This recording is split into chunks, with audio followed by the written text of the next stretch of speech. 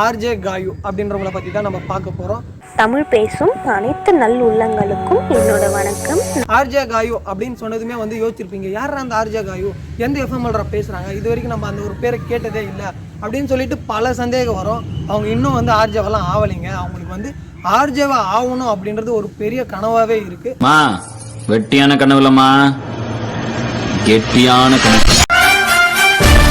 அந்த கனவோட வந்து அவங்க இப்போ வந்து கேர்ள்ஸ் எஃப்எம் அப்படின்னு சொல்லிட்டு ஒரு யூடியூப் சேனல் வந்து ரன் பண்ணிட்டு இருக்காங்க. வாழ்க்கையில சான்ஸ் மிஸ் பண்ணிட்டோம்னு ஃபீல் பண்றியா? ஃபீல் பண்ணாதீங்க. ஒரு ஃபீல்டுக்குள்ளே போகணும் அப்படின்னா நம்மளை சுற்றி இருக்கிறவங்க கிட்ட தான் கேட்போம்.